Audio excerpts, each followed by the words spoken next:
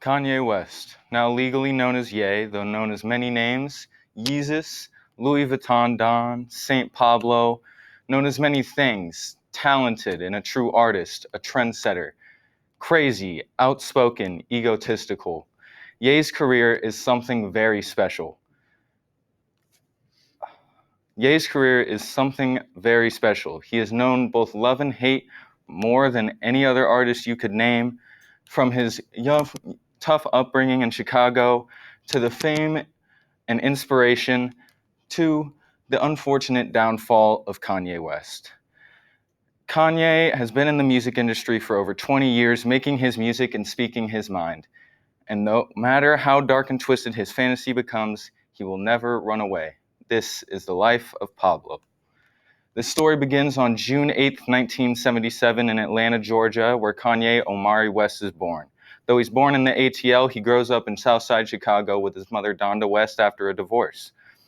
At the age of 5, Kanye West starts writing poetry.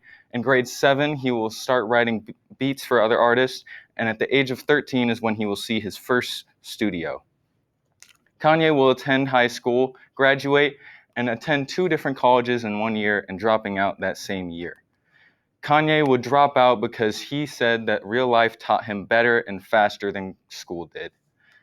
Throughout all this time, Kanye was producing for other artists, getting pretty decent credits such as Nas, Carl Thomas, and Eminem, though his big producing breakthrough really came through at Rockefeller Records in 2000, where he would get even bigger credits such as Jay-Z, Alicia Keys, Janet Jackson.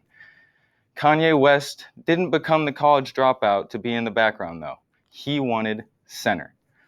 And so in 2002, his rap career begins, where he's put through the wire in a horrible car crash and records and releases his first mixtape titled Get Well Soon as a pain relief. After this, his next objective was his album, The College Dropout. This album was not projected to be as good as it was, though due to a leak, he spent much time delaying the album, remixing it, remastering, and perfecting it. And once it dropped, everyone understood.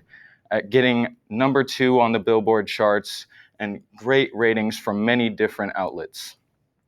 And from this point in 2004, there's really only one theme of Kanye's music career: success after success. I like to refer to it in a trilogy fashion. So first, we obviously have his first 3 albums, College Dropout, Late Registration, and Graduation. These albums really broke the norms of hip hop and pop at the time and really hit the audience more than anything else out. It was different, it was new, and it was something you could relate to. The next 3 goes My Beautiful Dark and Twisted Fantasy, Ye, and The Life of Pablo. These albums really dive into Ye's inner struggle with fame and the life that comes with it, and it really dives into the mind of which so many had started to try to understand. It then goes the experimental albums, which is Yeezus, 808s and Heartbreak, and Jesus is King. These albums are just completely new sounds, completely different from the rest, from the dark and grungy hip-hop of Yeezus to a full gospel album in Jesus is King. We have the ongoing Donda trilogy, of what the 3rd is yet to be released. This is the newest venture in Ye's career, named after his mother, and is the most controversial with the media as he pushes many musical and social boundaries. We also have his collab albums, Watch the Throne with Jay-Z, Kids See Ghosts with Kid Cudi, and Cruel Summer, which is a compilation album from artists of his label Good Music. All of these albums are very unique in their own way. Though you can group them how you wish, Kanye produced a different sound than everybody else, though it takes a certain type of man to push these boundaries. You see, throughout his career, Kanye has always had a personality, and everybody knew that. He knew how talented he was, and he thought different than everybody else. In some cases, you might see this as a positive, but it has gotten him into much trouble over his career. In 2005, on a national television telethon on NBC for Hurricane Katrina, he says George Bush doesn't care about black people. In 2009, during the VMAs, as Taylor Swift is receiving her award, he storms the stage and says that Beyoncé had one of the best music videos of all time.